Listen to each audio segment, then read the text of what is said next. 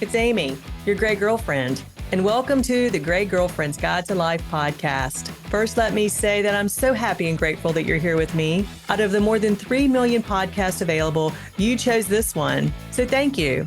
This podcast was created for high-achieving women, real women who face and conquer real challenges, real women who are ready to take their lives to the next level. Between us all, we've been through it all, and I'm here to tell you, you can thrive despite it.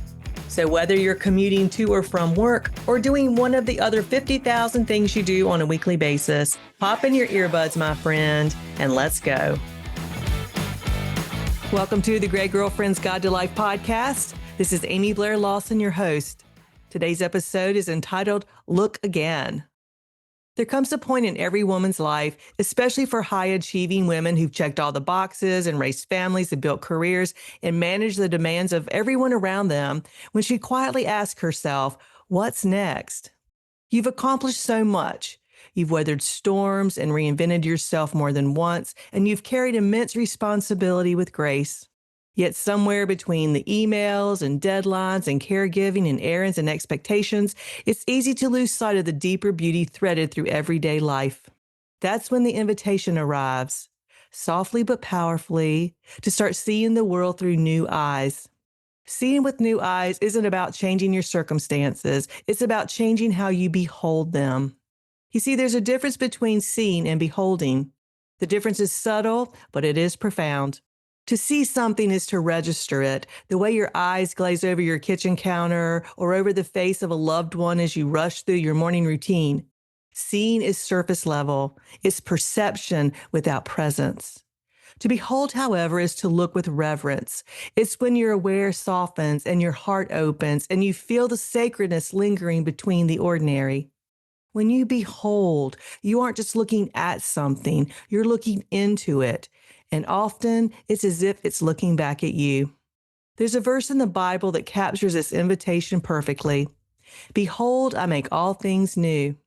Notice that it doesn't say, I make all new things. It says, all things new. The beauty of that subtle distinction is staggering. It implies that the same things, your relationships and your body and your work and your morning coffee, can appear brand new when you behold them through a renewed lens of awareness and gratitude. So why do we lose the ability to see anew? By the time we reach midlife, most of us have achieved more than we ever thought possible. Degrees and milestones and homes and children and careers and perhaps even public recognition. But in the process, we've learned to rely on efficiency more than curiosity. We become masters of productivity and pragmatism, but often at the cost of spontaneity and wonder. We stop seeing because we think we already know. We label people and patterns so quickly that the mystery fades. We reduce moments to checklist and gratitude to habit. When you stop seeing with wonder, life starts looking flat. The world becomes a mirror of your mental filing cabinets, organized and useful, but uninspired. That's often when people talk about burnout or feeling disconnected, but what they're really describing is spiritual nearsightedness. It's not that life has gone dull, it's that we've forgotten how to behold it. There is wisdom in the beholding of everyday life. The mystic Meister Eckhart once wrote, "Behold God in all things, for He is everywhere." This isn't just a call to religious devotion. It's a reminder that divinity, and whatever that means to you, it can mean God, it can mean universe, it can mean spirit, is all woven into every thread of your existence. And when you approach each moment with reverence, the ordinary becomes extraordinary. Try it right now. Assuming you're not driving, of course. Look around your space. Don't change anything, just notice. Notice the way the light hits the table, or the faint hum of life, or the rhythm of your own breathing, or that of a precious pet by your side. None of this asks for your perfection. It asks only for your presence. To behold is to let stillness meet seeing. When you start practicing this form of seeing, 3 quiet miracles often unfold. The first quiet miracle is that you rediscover beauty. What once bored you begins to shimmer again. That tree you pass every day suddenly looks alive.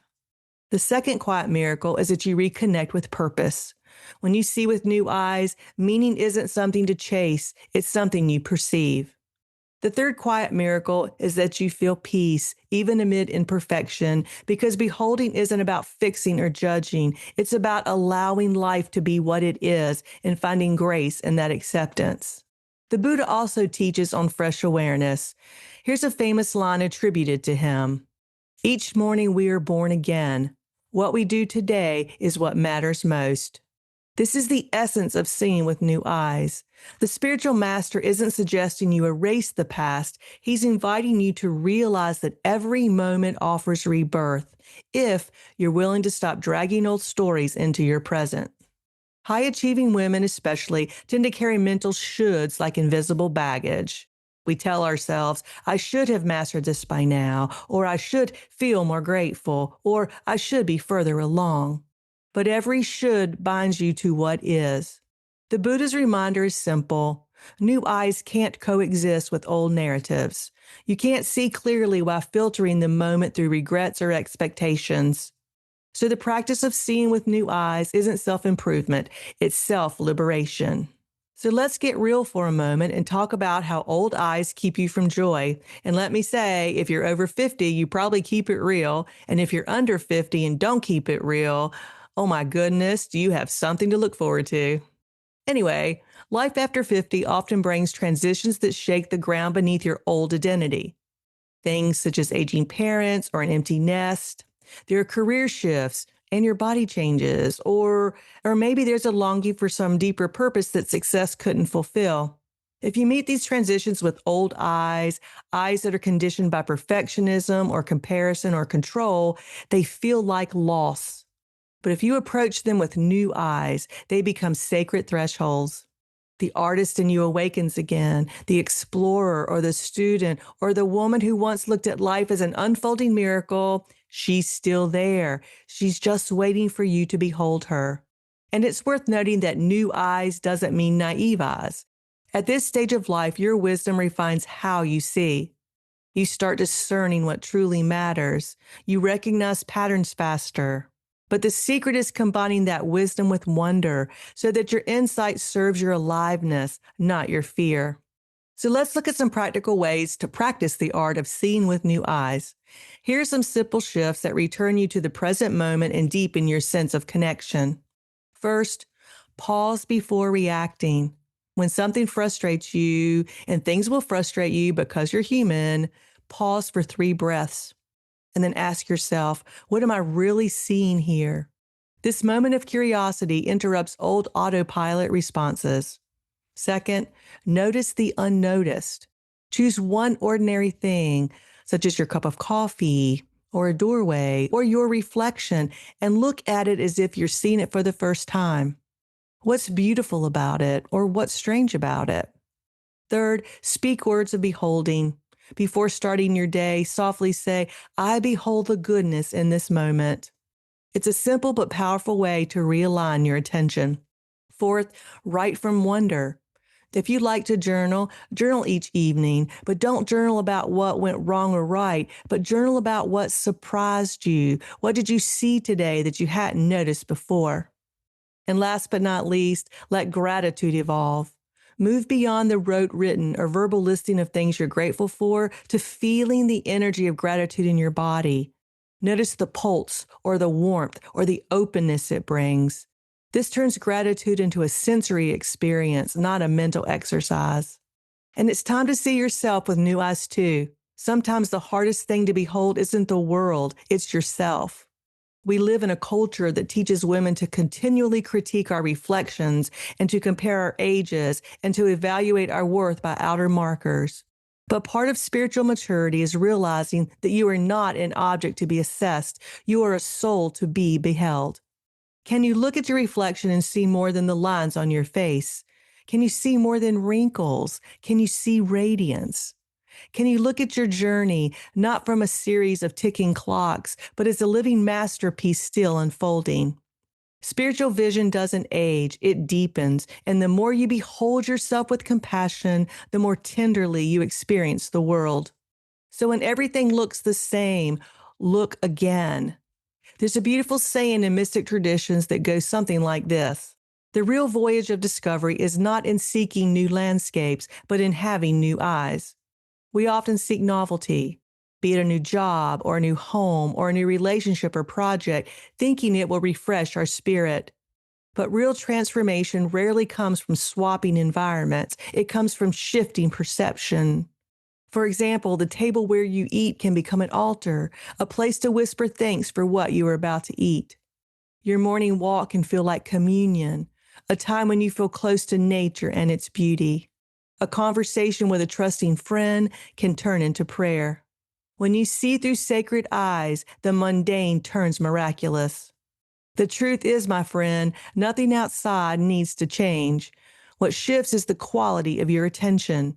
And from that shift, your entire experience of life shapes itself. But beholding takes practice. It's easy to forget, and that's part of the practice too.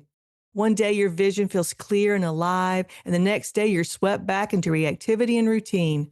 But seeing with new eyes isn't a skill you master. It's a rhythm, a returning. It's the moment you catch yourself in mid-rush or mid-judgment or mid-worry, and then you soften back into awareness. It's the whispering, "Oh yeah, I'm here again." Each return polishes the lens a bit more until you begin to sense that behind everything, that's every person and every moment and every breath, there's a quiet radiance waiting to be revealed. It's important to live each day with new eyes. As high-achieving women, we are often told to strive less and be more, but few explain how to do that. The how lies in the art of beholding. When you train your attention to see freshly, to find the sacred in the simple, life stops feeling like something to manage and starts feeling like something to savor.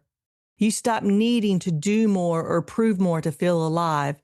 You realize aliveness was never gone. You just weren't looking closely enough to notice it.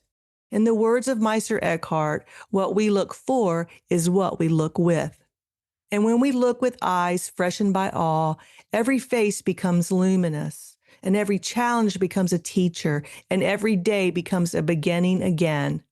To see with new eyes is to fall back in love with life and with yourself and with the infinite mystery alive in every moment. Maybe that's what God meant when he said, "Behold, I make all things new." Even you and me. Oh, who am I kidding? Especially you and me. I'm wishing you peace and plenty of new eyes. Until next time, this is Amy, your gray and new-eyed girlfriend. Hey, it's Amy. Did you know that what we tell ourselves about ourselves impacts every decision we make? Every decision. So if you're feeling stuck in any aspect of your life, RTT can help. Want to know more? Go to amyblairlawson.com or click on the calendar link in the show notes to schedule your complimentary 30-minute consultation. Oh, one last thing. I can't forget the legal stuff. You know what I'm talking about. The language a lawyers write that I have to read to you. Well, here it goes. This podcast is for educational and entertainment purposes only. While I am a rapid transformational therapy practitioner, a certified divorce financial analyst, and a licensed investment advisor, this podcast is not intended as a substitute for a private session or a consultation. Got it? All right. Until next time, wishing you peace and plenty of all good things.